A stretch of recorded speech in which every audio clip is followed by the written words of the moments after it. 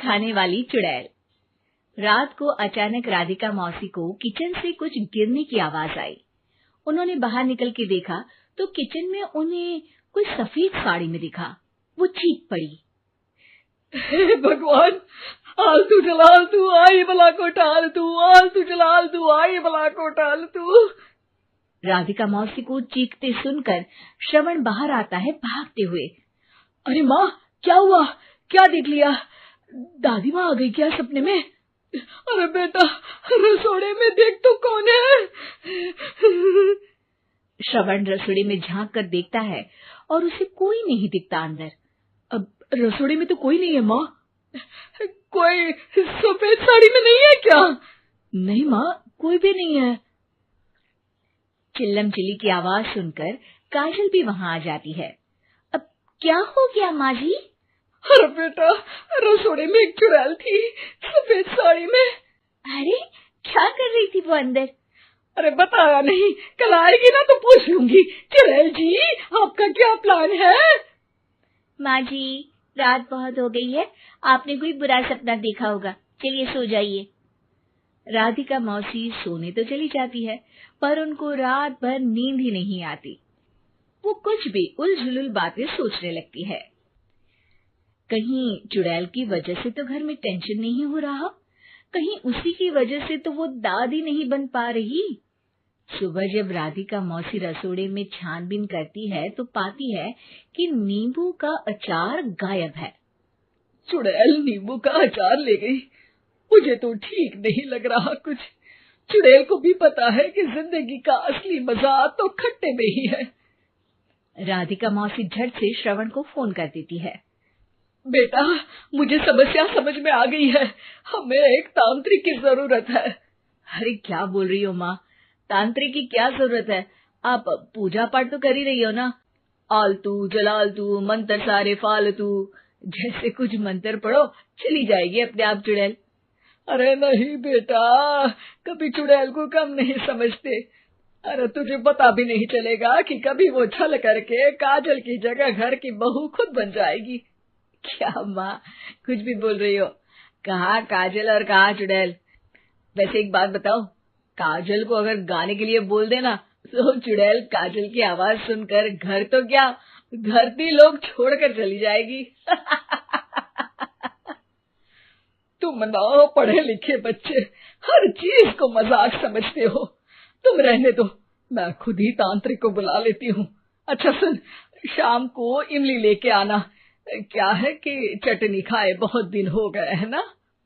नहीं माँ, इमली तांत्रिक से ही मंगवा लो ना, आटा वगैरह भी उसी से पिसवा लेना। देखो मुझे काम करना है। श्रवण रात को कई तरह की सब्जियों के साथ माँ के कहने पे चटनी के लिए इमली भी ले आया था, लेकिन राधिका मौसी के दिमाग में अलग ही फिल्म चल रही थी। उन्हें अब सिर्फ शक ही नहीं यकीन होने लगा था कि शायद चुड़ैल ने श्रवण पर अपना जाल बिछा दिया था, जिस वजह से श्रवण उनकी बात ही नहीं मान रहा था। पर कोई नहीं, आने वाली रात में राधिका मौसी खुद तैयार हो गई चुड़ैल को पकड़ने के लिए। रुद्राक्ष की माला, तुलसी का पत्ता, हनुमान चालीसा सब हाथ के पास ही था, बस चुड़ैल का इंतजार था। और जैसा राधिका मौसी ने सोचा था वैसा ही हुआ। वो चुड़ैल उस रात भी आई, पर वो राधिका मौसी से तेज निकली और राधिका मौसी के उससे पकड़ने के पहले ही वो भाग खड़ी हुई। जरूर बहू पे साया है उस चुड़ैल का, तभी तो श्रवण के कमरे में गई है। और अगली सुबह राधिका मौसी पिछली रात हुए हमले में किन चीजों का नुकसान हुआ उसका हिसाब लगा रही थी। उनके खेमे से एक आम के अचार की शीशी भी गायब हो चुकी थी और वो इमली भी जो कल श्रवण लेकर आया था। राधिका मौसी इस बारे में सोच ही रही थी कि श्रवण जल्दी से रसोड़े में आकर दवाइयों की पोटली ढूंढने लगता है। अरे बेटा, क्या हो गया? अब माँ, वो काजल की तबीयत खराब है, बहुत घबराहट हो रही है उसे। हे भगवान, मैंने पहले ही कहा था कि तांत्रिक को बुला लेते हैं, पर नहीं। अब देखो, उस चुड़ैल ने काजल को अपने वश में करना शुरू भी कर दिया है।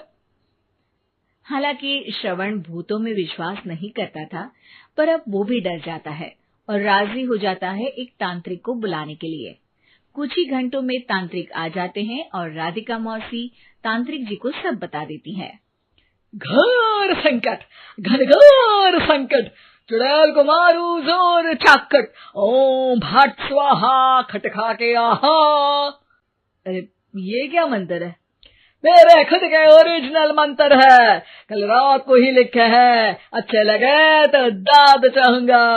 एक और मंत्र सुनो, अर्ज किया है आब्राकडाब्रा, दिल्ली बम्बई आगरा, चंदा मामा सोवरले सुरन मामू जारा। ये मंत्र है? अरे कोई 40 वालीसा पढ़ो ना। वक्त कम है, 40 नहीं पड़ेंगे, 20-25 में काम चलाना पड़ेगा। अलग निरंजन जाके लंदन, मुफ्त का मंजान घिस मेरे नंदन। अरे जल्दी करो तांत्रिक जी, जल्दी करो। तांत्रिक अपने उल झलूल मंत्र पढ़ने लगता है। श्रवण को तांत्रिक पे शक होता है। वो अपने एक डॉक्टर दोस्त को कॉल कर देता है ताकि कोई अनहोनी हो तो इमरजेंसी में चीजें मैनेज हो जाए। तांत्रिक धुनी रमाता है, जिसकी वजह से कमरे में काफी धुआं हो जाता है और जिसकी वजह से बहू की घबराहट बढ़ जाती है। अब भागेगी चुड़ैल। हाँ। बहू खांसते हुए धुएं से बचने के लिए बाहर चली जाती है। अरे भाग रही है, भाग रही है। पीछे पीछे श्रवण भी जाता है। बहू एक सोफे पर बैठ जाती है। तभी डॉक्टर दोस्त आ जाते हैं और श्रवण को पानी लाने के लिए कहते हैं। थोड़े चेकअप के बाद डॉक्टर कहते हैं, मेरे हिसाब से जाप का काम पूरा हो गया है। क्या मतलब? अरे कुछ भी नहीं माँ, कोई चुड़ैल नहीं है, खुशखबरी है, अब दादी बनने वाली है। मगर वो सब अचार के डब्बे। श्रवण दोनों अचार के डब्बे अपनी माँ को दिखाता है, जो कि उनके बिस्तर के नीचे छुपे हुए थे। आपने सही बोला था माँ, वो चुड़ैल काजल ही थी जो खट्टा खा रही थी। हमें कल ही पता चला, पर हमने आपको ये तांत्रिक वाला काम करने दिया ताकि आपको भरोसा हो जाए कि भूत वगैरह कुछ होता ही नहीं। अच्छा अच्छा, ये तो बड़ी खुशी की बात है, पर बेटा मुझे एक झाड़ू तो ला दे। क्यों माँ? ये तांत्रिक का भूत उतारती हूँ मैं। अब तांत्रिक राधा मौसी के डर से घर से भाग निकलता है और राधा मौसी उसके पीछे भागती है। अरे संकट ये घनघोर है, तांत्रिक मुआ चोर है।